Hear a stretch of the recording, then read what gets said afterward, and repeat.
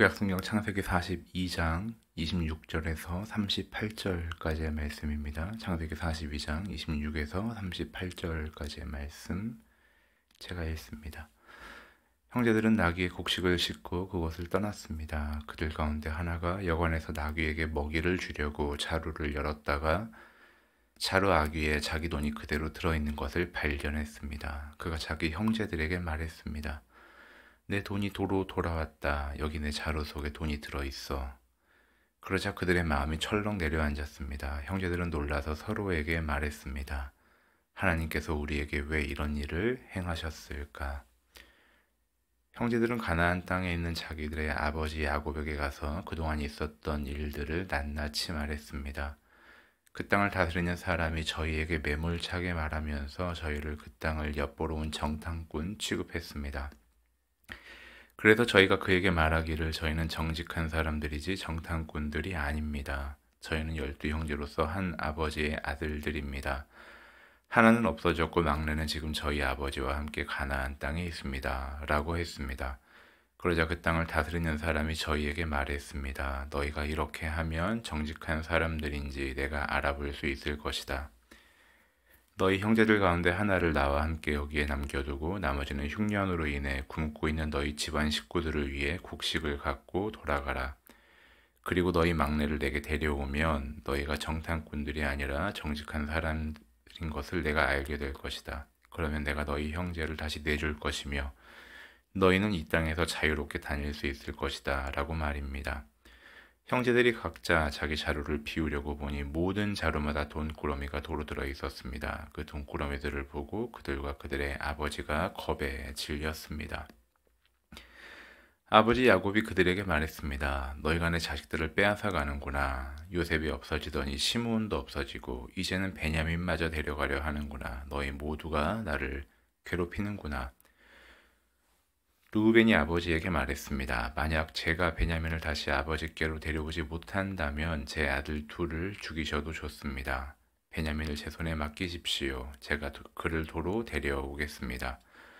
그러나 야곱이 말했습니다. 내 아들 베냐민은 너희와 함께 거기에 내려가지 못한다. 베냐민의 형 요셉이 죽었고 이제 베냐민밖에 남지 않았다. 혹시 너희가 데려가는 길에 베냐민이 해라도 입는다면 너희는 흰머리가 난 나를 슬픔 가운데 죽게 만들 것이다. 아멘. 오늘 본문 말씀 26절 이하는 요셉이 그의 형제들을 시험하는 그 내용에 이어서 이제 그들이 가나안으로 귀환하는 장면이 기록되어 있죠. 27절에 보면 그들 가운데 하나가 여관에서 나귀에게 먹이를 주려고 자루를 열었다가 자루 아귀에 자기 돈이 그대로 들어있는 것을 발견했습니다. 라고 기록해요. 분명히 식량 값으로, 곡식의 값으로 돈을 지불했는데 그 돈이 그대로 다시 자루에 있는 걸 한 사람이 발견한 거죠. 그러자 28절에 형제들이 이렇게 말합니다. 내 돈이 도로 돌아왔다. 여기 내 자루 속에 돈이 들어있어. 그러자 그들의 마음이 철렁 내려앉았습니다. 형제들은 놀라서 서로에게 말했습니다. 하나님께서 우리에게 왜 이런 일을 행하셨을까? 그들은 정탐꾼으로 오해를 받았어요. 그런데 이제 다시 그 동생 베냐민을 데리고 돌아갔을 때 곡식 값을 치르지 않은 도둑으로 또 몰릴 위기에 처한 거죠. 그러면서 28절에서 그들이 처음으로 이 사건 속에 처음으로 하나님을 기억하고 언급합니다. 하나님께서 우리에게 왜 이런 일을 행하셨을까? 그들은 동생 요셉을 미워할 때 하나님을 기억하지 못했어요. 동생 요셉을 구덩이에 빠뜨릴 때도 하나님을 기억하지 못했어요. 동생 요셉을 노예로 팔아버릴 때에도 하나님을 기억하지 못했어요. 그런데 그들이 3일 동안 감옥에 억울하게 갇히고 그리고 이제 하나님 앞에 자신들의 삶이 엉키기 시작하는 것을 지속적으로 경험하면서 처음으로 하나님께서 우리에게 왜 이런 일을 행하셨을까라고 얘기해요. 우리의 삶의 돌이킴은 회복은, 거룩은 하나님을 기억하는 자리에서 시작되는 거죠. 하나님께서 우리에게 왜 이런 일을 행하셨을까? 그들은 지금 이 상황을 두려워하고 있어요. 곡식값이 치루어지지 않은 그 당시 최강대국인 이집트의 총리에게 다시 한번 자신들이 오해받고 동생을 데리고 간다 해도 이제는 어떤 방법이 없는, 자유로워질 수 없는 이 상황에 두려워하고 있는 거죠. 잠언 10장 24절에 보면 악인에게는 그의 두려워하는 것이 임하거니와 의인은 그 원하는 것이 이루어지느니라 라고 이야기해요. 악인에게 그의 두려워하는 것이 임한다라는 건 실상 그 악인들에게 안 좋은 일들이 계속해서 경험된다로서만 이야기된다기보다는 실상 악인들은 자신들에게 주어지는 것을 평안하게 누릴 수 있는 마음과 이해가 생기지 못한다라는 거죠. 곡식값을 그대로 넣어두고 또 곡식을 9명의 형제죠. 한 명이 감옥에 있으니까 9명의 형제의 가방에, 짐에 그대로 넣었다는 건 그들의 동생 요셉이 야곱 집안의 사람들이 이 곤란한 시기에, 흉년의 시기에 충분히 먹고 생활할 수 있도록 한 야곱의 배려이기도 한 거죠. 요셉의 배려이기도 한 거죠. 그런데 그 요셉의 배려가 지금 형제들에게는 두려움으로, 공포로 경험되고 있는 거예요. 우리의 삶이 죄로 일그러져 버리면 우리에게 주어지는 호의가, 우리가 경험하는 어떤 기적이 감사로 경험되기보다는 이것에 어떤 문제가 또 생기지 않을까라는 우리의 조급함 혹은 두려움으로 경험되는 거죠. 우리가 우리의 삶의 평안을 누리는 건 평안한 상황들, 평안한 조건들이 계속 주어지는 것을 구하기 이전에 우리의 삶이 하나님 앞에 정직하게 살아가고 있는가를 돌아보는 것. 그 시간이 필요한 거죠.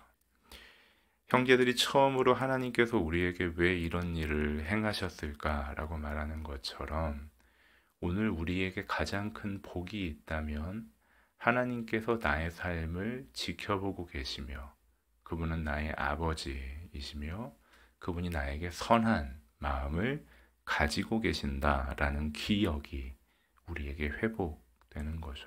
그것이 우리에게 복이고 우리의 원하는 바가 이루어지는 현실인 거죠. 그리고 그들은 가나안으로 돌아와서 그 아버지 야곱과 이야기를 하죠. 34절에 보면 그리고 너희 막내를 내게 데려오면 너희가 정탐꾼들이 아니라 정직한 사람들인 것을 내가 알게 될 것이다. 그러면 내가 너희 형제를 다시 내줄 것이며 너희는 이 땅에서 자유롭게 다닐 수 있을 것이다. 지금 애굽의 총리, 그들은 요셉인지 알지 못했기 때문에 그 애굽의 권위자가 했던 이야기를 그대로 옮기고 있는 거예요. 그런데 옮기면서 이들은 계속해서 요셉 앞에서 자신들이 정직한 자다라고 이야기했지만 지금 아버지 앞에 정직하게 얘기하고 있지 못하는 걸 우리가 보죠. 분명히 그들이 자신의 그 막내 동생을 데리고 오지 않으면 그들은 죽을 거다라고 이야기했는데 지금 아버지에게 이야기할 때는 자유롭게 다닐 수 있을 겁니다. 베냐민을 다시 데리고 오면 자신들에게 좀 갇혀져 있는 시몬도 풀릴 것이고 우리 모두가 자유롭게 다닐 수 있게 될 겁니다. 그러니까 죽게 될 겁니다라는, 그렇게 하지 않으면 죽음이 우리에게 형벌로 주어집니다라는 말을 아버지 야곱에게 하지 않아요.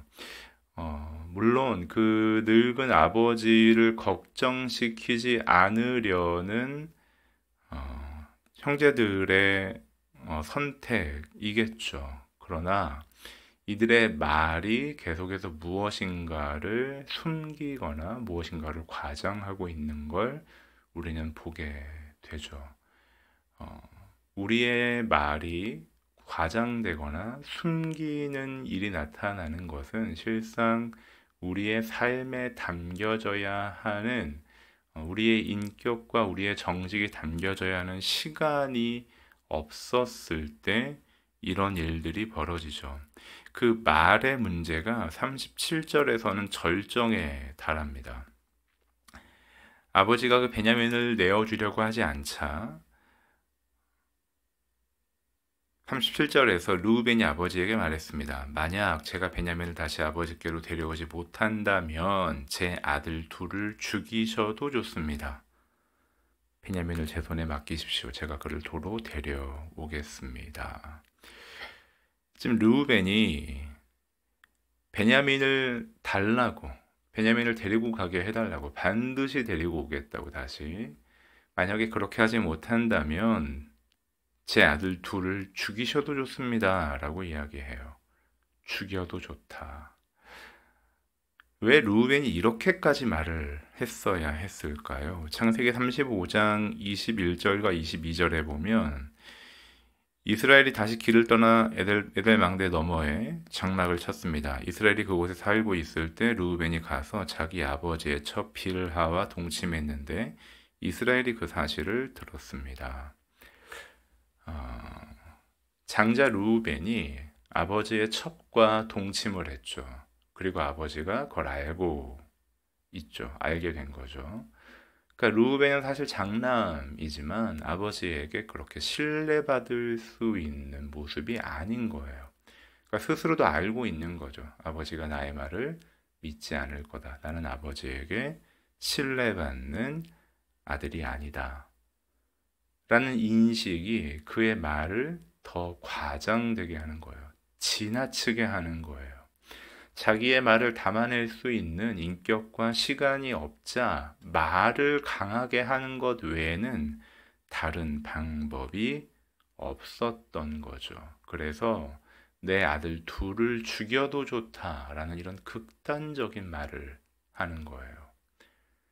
그 아들 둘이 물론 이 당시의 문화로서는 자식은 부모의 소유이고 그리고 이 족장이라는 개념은 한 족장, 그러니까 아버지가 되어서 모든 가정을 다스리는 때가 되면 모든 사람들을 소유하고 다스리는 왕과 같은 존재이긴 하지만 하나님의 입장에서 보자면 생명이 하나님에게 속해 있는데 자신의 것이 아닌 것으로 지금 이야기를 하는 거죠. 궁극적으로는. 또 하나는 제가 그를 도로 데려오겠습니다 라고 이야기하지만 그들은 다시 돌아가면 도둑으로 몰릴 수 있는 위험이 존재하고 있어요. 그런데 만약에 거기서 자신들을 다시 오게 가둔다면 무슨 수로 데리고 오겠어요? 지킬 수 없는 말을 하고 있는 거죠.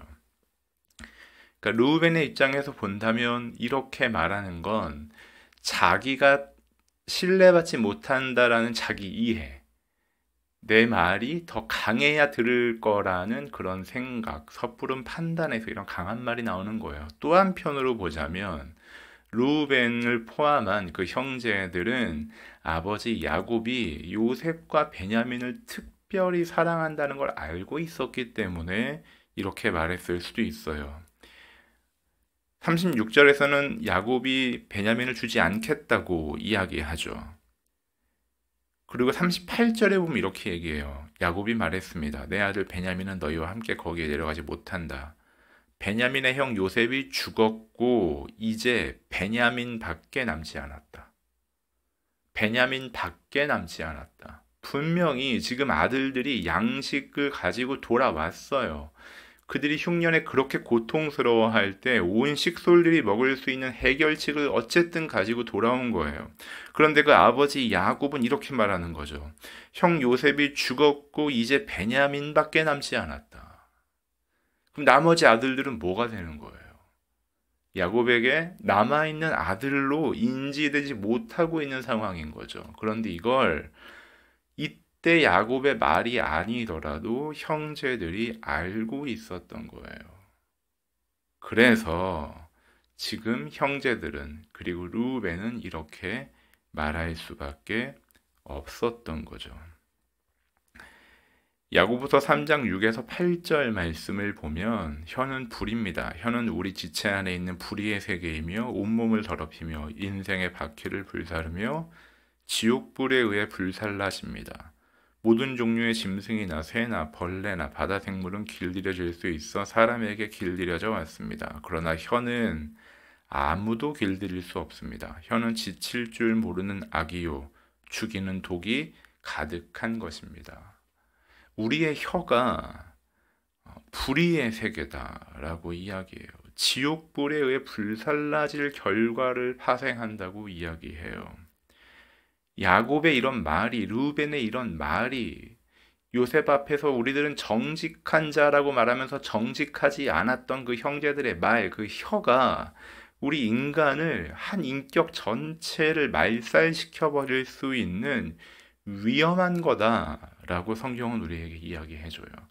우리의 말을, 우리의 혀를 길들일 방법이 없다라고 해요.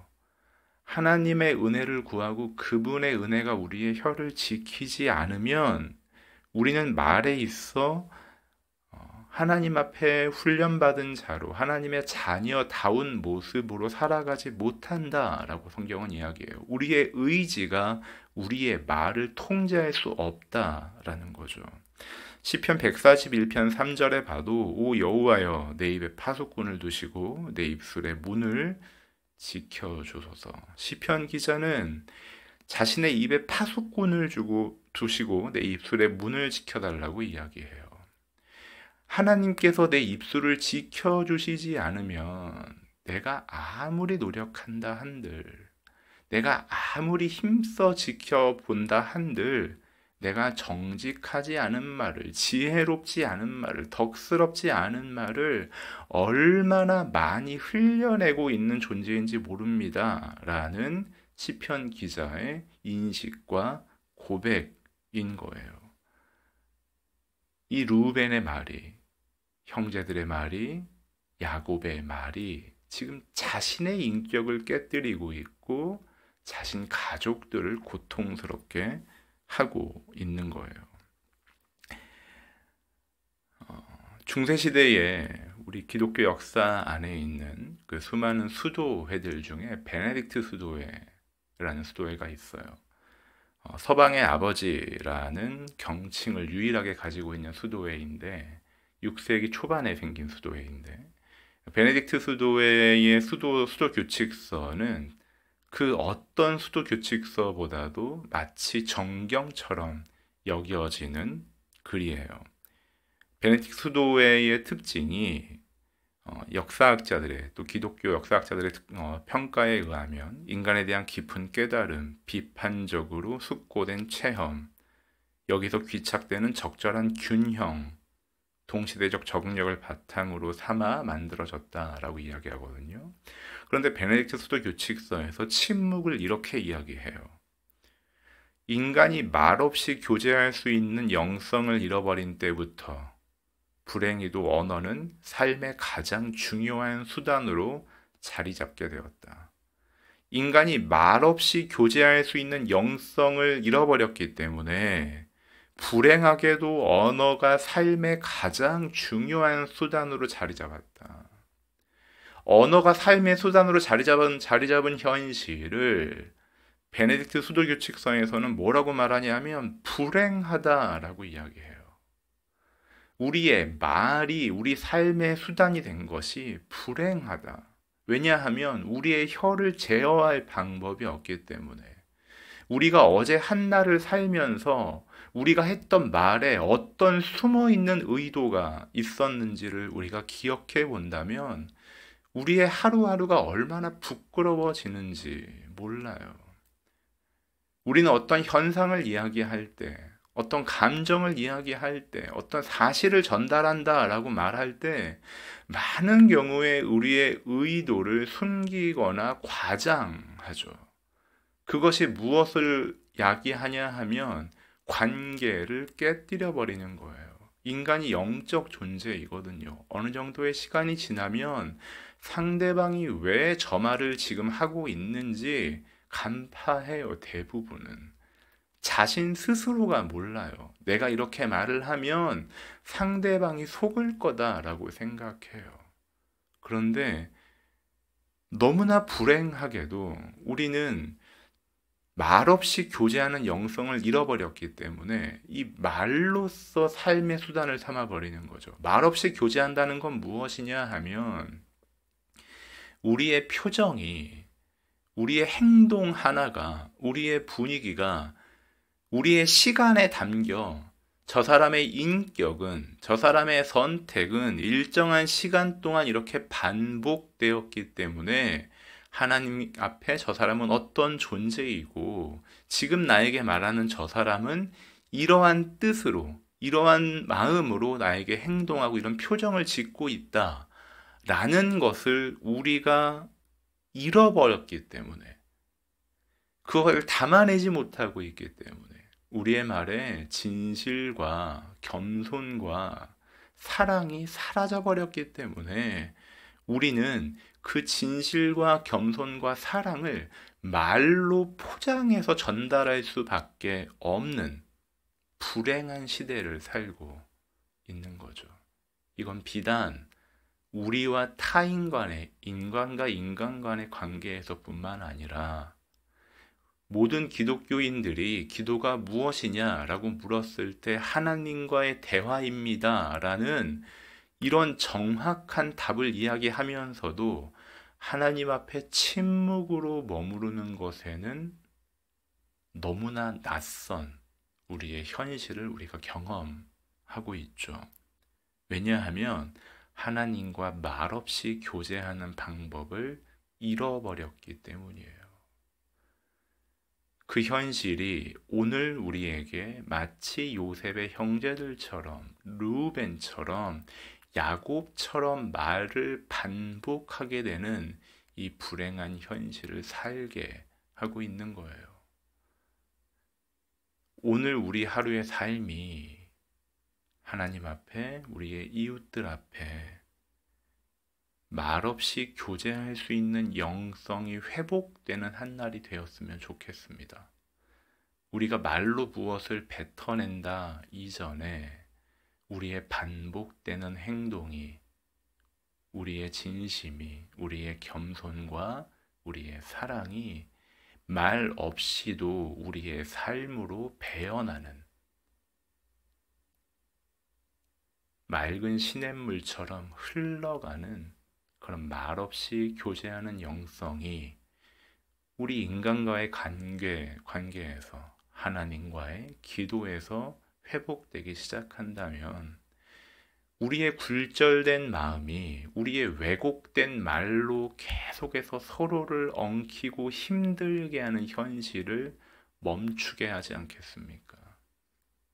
고통스럽고 익숙치 않고 답답할지라도, 인내해야 할지라도 말없이 교제할 수 있는 영성, 말로 과장하지 않아도 나의 표정과 나의 행동과 나의 삶으로 오랜 시간에 걸쳐 서로 확인할 수 있는 그런 인격과 영성이 우리에게 회복된다면 하나님께서 야곱의 가정을 이스라엘로 바꾸어 내시는 그 시간을 지나가듯이 우리가 오늘 야곱의 입술, 르우벤의 입술에서 이스라엘의 입술로 회복되는 그 시간을 지나지 않겠습니까?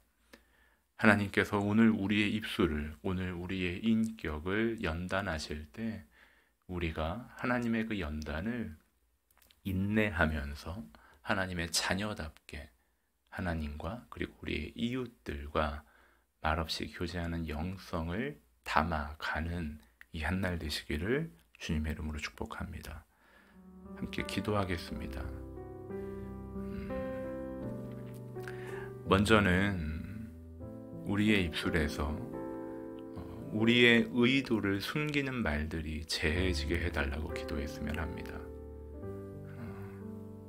나를 위한 선택이고 나의 이기심을 위한 선택인데 마치 타인을 위하는 것처럼, 당신을 위하는 것처럼 말하는 우리의 습관들이, 그 거짓이 우리에게 멈추어지게 해달라고, 차라리 침묵하게 해달라고, 그리고 우리가 타인의 그런 마음의 동기와 다른 말을 들었을 때 나 자신을 바라보는 마음으로 서로 긍휼히 여기는 오늘 한날 되게 해달라고 우리가 기도했으면 합니다. 기도합니다.